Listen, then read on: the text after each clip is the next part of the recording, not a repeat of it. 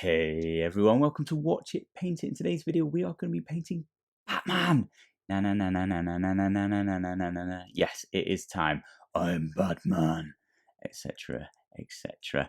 This is from Batman Gotham City Chronicles. Still a mouthful, still just about doing it right, just about managing it. That's Monolith Games, and this was a Kickstarter exclusive. So, unfortunately, if you've missed it, you can't get this game. End of. No. Just kidding. They are releasing Season 2, and that is coming to Kickstarter on June the 4th. So if you were unlucky, didn't know about this game, and is massively wanting it now, that will be back. All of Season 1's content will be available, and the new Season 2.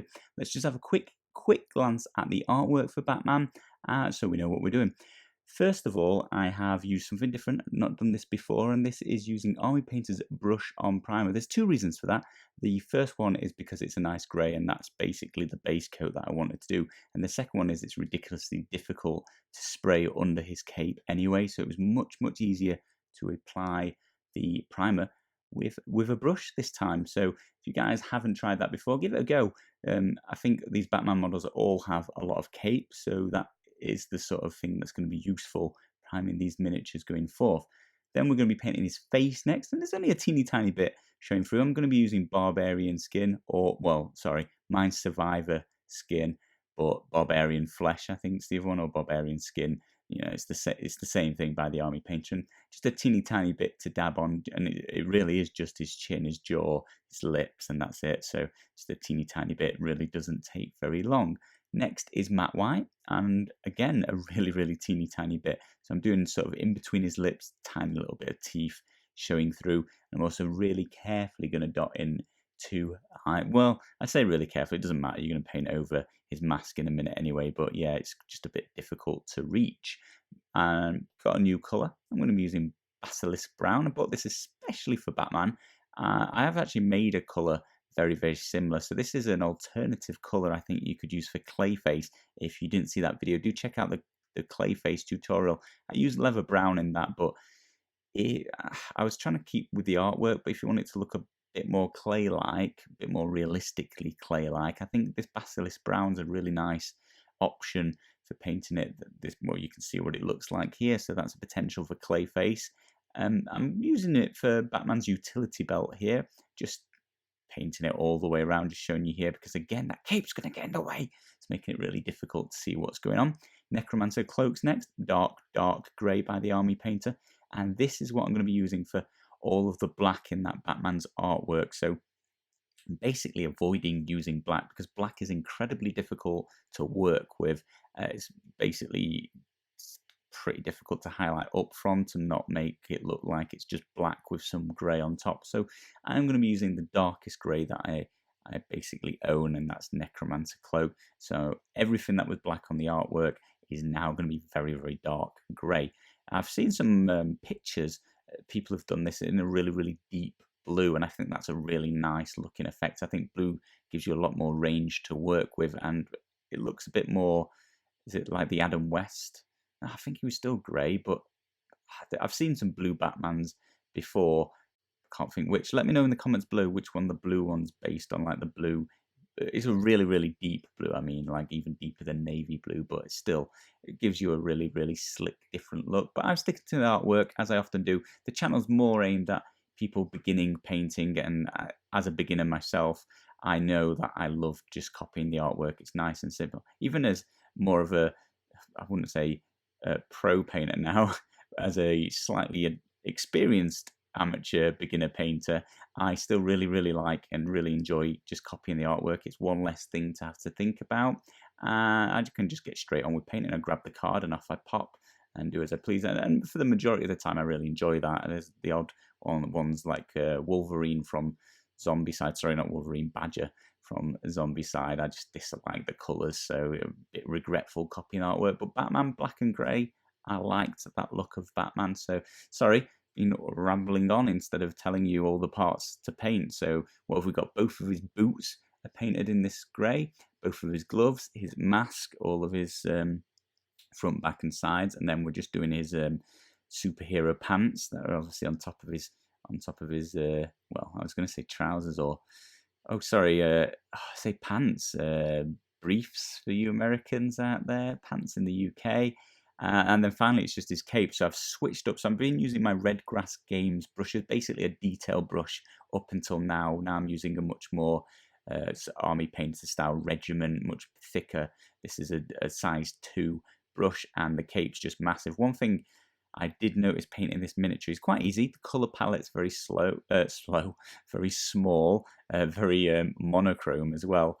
But he's quite a big model. He's not like huge, but his cape's big. It takes quite a lot of paint, quite a lot of time just to apply. But if you've got a bigger brush, just whip it out now and you'll be able to apply it. It looks like I'm putting in quite a lot of paint, but it's really watered down, and I'm mixing it while we're cutting between scenes there, transitioning between scenes. I'm spreading it around a lot more evenly, and also off camera I'll often do multiple coats just to get that coverage perfect, as well as really even, make it look nice and tidy.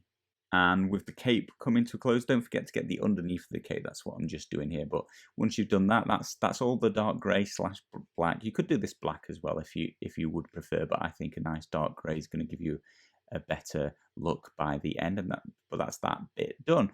Next, grab yourselves a cup of tea, something to pass the time, because this bit's going to take a while and you just sit and wait for this to dry. I'm going to use Army Painter's dark tone, basically black Nuln Oil by Citadel, something like that, a nice dark black wash, and do the entire model with this, which is going to take a while to apply, but also, yeah, you're going to have to sit and wait for about an hour for this to dry. It's up to you. I like to paint really quickly and get my miniatures to the table very fast, so I've gone for applying this all over, and you can see it looks a little bit messy, a little bit, well, it's going to look quite cartoony by the end, so you've got quite a lot of tidying up from this point.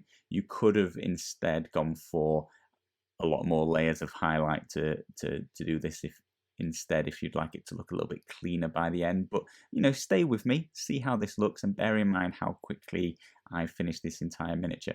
So we've got Survivor's skin out again, and we're going to be highlighting up basically his jawline, so along his chin and his jaw and his lips, if you can get to them. Basilisk Brown's just back to the base colour for this, and it's just going to be highlighting up his utility belt, so highlighting the entire rectangle. That's the sort of buckle, and then all these pouches that go around. I'm sort of doing the top flap of the pouch, the sort of buckle area down the middle, and then the two corners at the bottom. I'm just going to go around and do all of those in the exact same way, just bring a little bit of colour, a bit of highlighting to all of those sections. Then after bringing a bit of colour back into that, we're going to go moving on to his leotard. What would you call this? Is the grey part of his suit. I'm going to use Filthy Cape. It's very similar to Filthy Suit, but I've run out of Filthy Suit, so I trying out Filthy Cape. It's a little bit lighter actually than Filthy Suit. I wonder if that one was a zombie side exclusive. Anyway, I'm rambling on, but what you want to do is paint in all of his muscle definition. So I'm just trying to leave that black shade in all of the recesses of his muscle and just go around. This is heavily watered down, and it makes it A, blend easily, and B, I can do multiple coats to sort of intensify the highlight towards the more raised areas of each of these muscle definitions, sort of like his kneecap and his elbow and that sort of thing. Multiple layers building up in those areas, just making it brighter and brighter, trying to get a lot of realism. So this is what I was mentioning about having to clean up quite a lot, applying that wash all over this. I basically don't want it to look all dirty, so I'm going around each muscle, just painting those. It takes a little bit of time, but not too much. You'll see by the end it's quite a quick miniature, despite the fact he's quite big. His cape certainly is. Necromancer Cloak's back out. So you can see after I've applied that deep tone, that black wash to that Necromancer Cloak, it's basically black now with some free highlighting for us where the wash hasn't settled. The wash has basically run into the recesses, really darken that down almost to black, and the rest is a little bit lighter greys. But I'm going to go around Necromancer Cloak and highlight up or his gloves. So that was all of his knuckles, the fins that are on his gloves as well. I also did the top of his mask and the ears as well. I'm going to do his other hand with his thumbs and such, and catching those fins as well, so they stick out more prominently from his cape. On his boots, I'm basically going to do down his shins and his sort of toe cap or toes in his boots as well. He's got a couple of ankle bones that are sticking out that you might want to catch a bit of a highlight to. I've been quite generous with this. This again, it's quite heavily watered down, so that's going to blend quite nicely to the base coat and that wash that's on top. I'm going to highlight it up nice. Don't forget to do his crotch. It's got a little bit of a David Bowie going on there, so you want to do that, and also his bottom, just along the sort of seam of his pants or briefs on the back. And then on his cape, I'm going to be quite generous, quite thick, like thick in width, not in the amount of paint, but down all of the like fins of his cape, all the raised parts of his cape. I'm also, you could see it pulled some of that wash on this particular section, so I'm just going to blend that out slowly and carefully, and do an extra coat off camera once that's dried as well, and just make it look better. It just unfortunately pulled a little bit in the flat area of there. So yeah, as I mentioned, just quite thick in width lines down his each crease, each raised bit of his coat, his cloak, both the front side and the back side. Don't forget, there's just a lot of cloak to do. So yeah, I'm doing lots and lots of thick lines of that, because that's the first of 2 highlights. Filthy Necromancer next. That's a paint I mix myself. That is a sort of 50-50 Necromancer Cloak and 50-50 Filthy Suit or Filthy Cape, whichever you got to hand. And it's just a medium grey.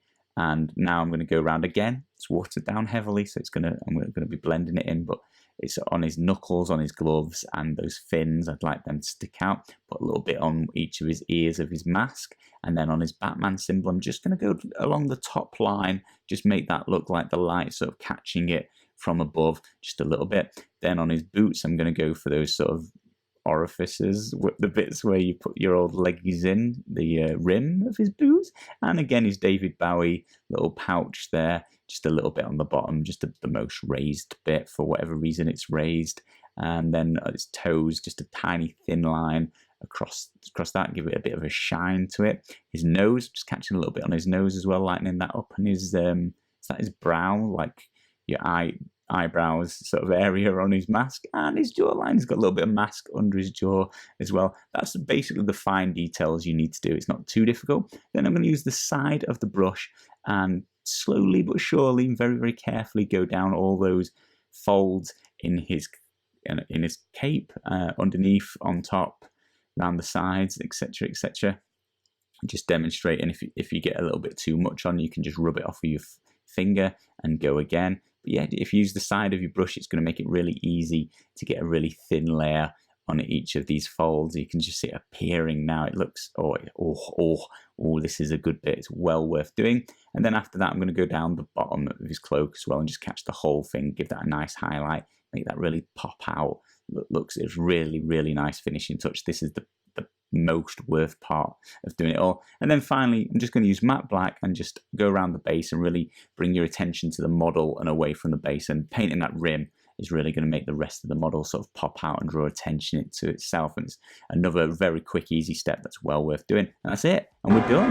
And that's Batman completely finished. Now, it was only 51 minutes. Don't know about yourselves, but I like to get miniatures to the table very, very fast. Still with some quality, hopefully you agree. Let me know in the comments below if it's quality enough for tabletop. I certainly am very happy with these miniatures. They're very quick and easy to paint so far. I'm picking the easier ones. Start with the easy ones, give yourself some motivation. Hopefully you enjoyed that. Let me know in the comments below what you would like to see next. And yeah, happy painting, guys. And I will just take a second to remind you that Season 2 and all of Season 1, if you missed out, is coming back to Kickstarter. Batman Gotham City Chronicles Season 2 80th anniversary coming to Kickstarter June the 4th. Put that in your diaries, guys. Check that out if you're interested in this game and haven't already got it. And if you have got it, you'll get Season 2. Thank you all ever so much for watching.